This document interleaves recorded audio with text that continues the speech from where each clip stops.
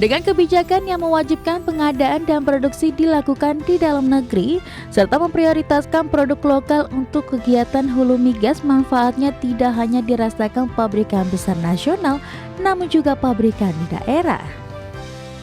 Dari KPI SKK ini sebenarnya impact-nya apa? Impact-nya itu adalah multiplier effect. Dengan kita menetapkan bahwa pembelian harus di dalam negeri, produksi harus di dalam negeri, apa yang sudah ada di dalam negeri harus dibeli untuk kegiatan hulu migas.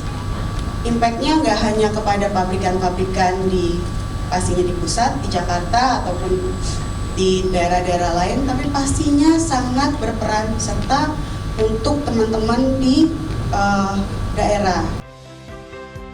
Berdasarkan data SKK Migas selama periode 2020 hingga 2025, total nilai kontrak belanja hulu migas mencapai 720 triliun rupiah. Dari angka tersebut, nilai komitmen TKDN untuk industri dalam negeri sebesar 59% atau setara 388 triliun rupiah, melampaui ambang batas target nasional sebesar 50%. Dari Surabaya, Jawa Timur, Syamsul Fudin, IDX Channel.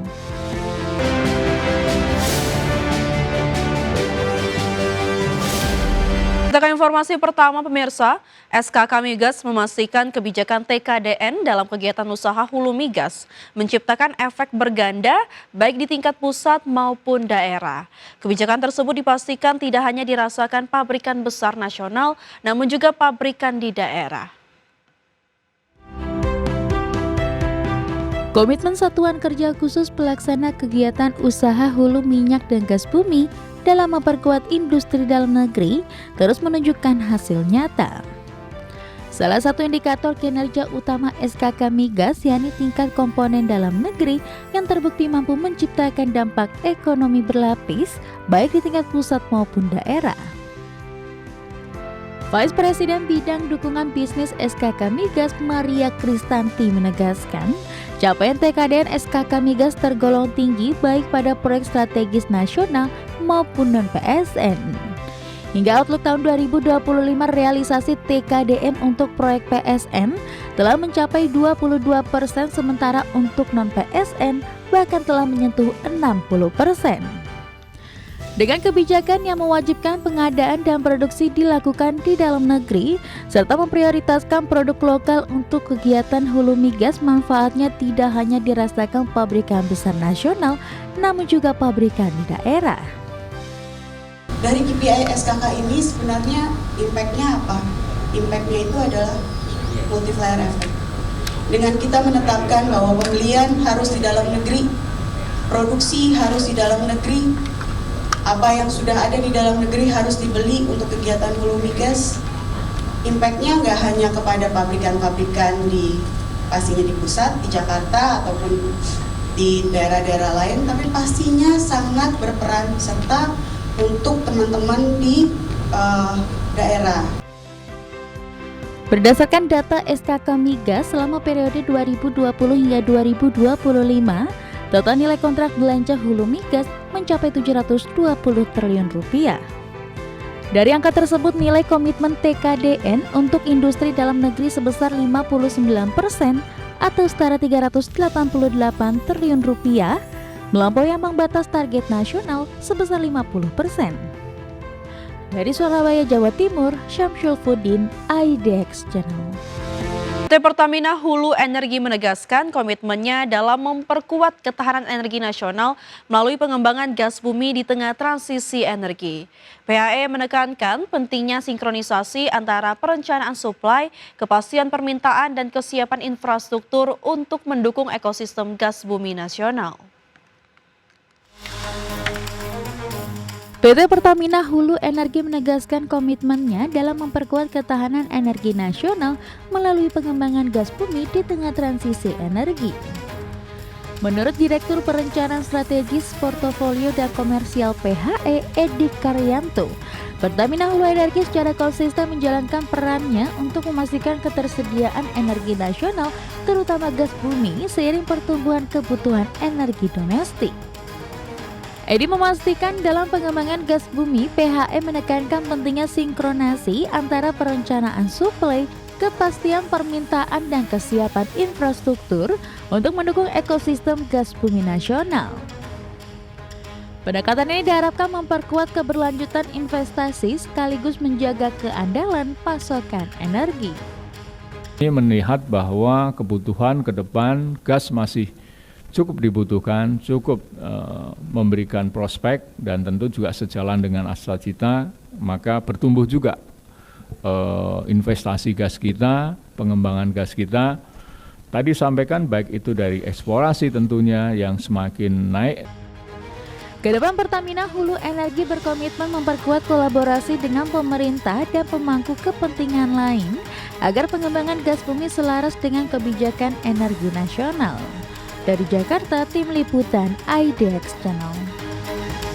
Pemirsa, Konfederasi Serikat Pekerja Indonesia akan mengajukan gugatan terhadap penetapan upah minimum Provinsi DKI Jakarta 2026 ke Pengadilan Tata Usaha Negara. KSPI menuntut agar UMP DKI Jakarta tahun 2026 setara dengan KHL sebesar 5,89 juta rupiah per bulan. Konfederasi Serikat Pekerja Indonesia akan mengajukan gugatan terhadap penetapan upah minimum Provinsi DKI Jakarta 2026 ke Pengadilan Tata Usaha Negara. Presiden KSPI Said Iqbal menilai besaran UMP 2026 yang ditetapkan Gubernur DKI Jakarta Pramono Anung sebesar 5,72 juta rupiah belum mencerminkan kebutuhan hidup layak atau KHL pekerja di ibu kota. KSPI menuntut agar UMP DKI Jakarta tahun 2026 setara dengan KHL sebesar 5,89 juta rupiah per bulan. Oleh karena itu, KSPI meminta agar besaran UMP DKI Jakarta 2026 direvisi. Penetapan upah minimum Jakarta lebih rendah 5,73 juta rupiah, lebih rendah dari survei kebutuhan hidup layak yang dilakukan oleh BPS, bukan dilakukan oleh Dewan Pengupahan loh. Pemerintah sendiri yang ngumumin. Kebutuhan hidup layak atau KHL orang Jakarta yang bekerja di Jakarta adalah 5,89 juta rupiah. Selain UMP, KSPI juga mendesak agar pemerintah Provinsi DKI Jakarta menetapkan upah minimum sektoral provinsi. Menurut Said Iqbal, UMSP seharusnya ditetapkan sebesar 2% hingga 5% di atas KHL dan dihitung berdasarkan karakteristik masing-masing sektor industri, bukan berdasarkan besaran upah lama. Dari Jakarta, Tim Liputan IDX Channel. Ya, sementara itu menanggapi adanya protes dari kalangan buruh terkait besaran upah minimum provinsi yang telah ditetapkan, Menteri Koordinator Bidang Perekonomian Erlangga Hartarto memastikan formulasi penetapan UMP tahun 2026 telah mempertimbangkan indikator ekonomi seperti inflasi hingga pertumbuhan ekonomi di setiap daerah. Erlangga menegaskan perhitungan besaran UMP tahun 2026 telah berdasarkan indeks alfa 0,5 hingga 0,9. Hal ini bertujuan agar para pekerja dapat memperoleh upah sesuai kebutuhan dan kenaikan harga sesuai kebutuhan sehari-hari. Pertama, UMP itu kan adalah upah minimum yang besarannya sudah diputuskan, ada formulasinya, yaitu inflasi plus indeks dikali pertumbuhan ekonomi di provinsi atau kabupaten masing-masing. Nah, tentu ini menjadi patokan agar para pekerja itu mendapatkan upah sesuai dengan kebutuhan dan peningkatan daripada harga-harga di masyarakat. Oleh karena itu, karena ini merupakan standar minimal, nah tentu kami berharap bahwa usaha akan mendorong salary ataupun pengupahan berbasis produktivitas, sehingga nanti itu seiring dengan produktivitas dari